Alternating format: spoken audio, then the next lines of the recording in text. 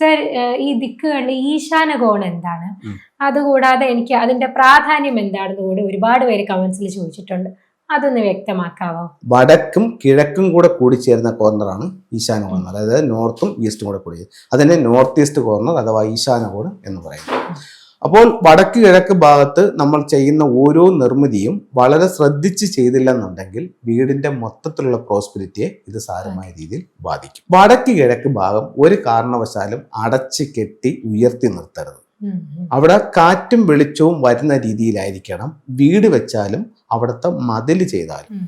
അവിടെ നമുക്ക് വരാവുന്ന കാര്യങ്ങൾ കിണർ വരാം, വീട്ടിലേക്ക് കടന്നു വരുന്ന വഴി ഗേറ്റ് വരാം. അത് വടക്ക് കിഴക്കിന്റെ വടക്കിലും വരാം, കിഴക്കിലും വരാം. അപ്പോൾ ഉച്ചസ്ഥാനങ്ങളിൽ ഗേറ്റ് വരാം. പിന്നെ ഈ നമ്മൾ പറഞ്ഞത് മീനമ്പശയിൽ കിണറും വരാം. അവിടെ വന്നുകൂടാത്തത് സെപ്റ്റി ടാങ്ക് വരാൻ പാടില്ല. അവിടെ പുറത്തൊരു ഔട്ട് ഹൗസ് വരാൻ പാടില്ല. ചിലർ പട്ടിക്കൂട് അവിടെ കൊണ്ടുവയ്ക്കും. ചിലരെന്ന് പറഞ്ഞു കഴിഞ്ഞാൽ ആ വീട്ടിലേക്കുള്ള ഗേറ്റ് വാച്ചറുടെ ഒരു റൂം അവിടെ പണിയും. മനസ്സിലായില്ലേ? അപ്പൊ അത്തരത്തിലുള്ള കാര്യങ്ങളൊന്നും അവിടെ പാടില്ല. അവിടെ ഫ്രീ ആക്കി ഇടുക. വസ്തുവിൽ ഏറ്റവും താഴ്ന്നു നിൽക്കേണ്ട ഭാഗവും അവിടെയാണ്.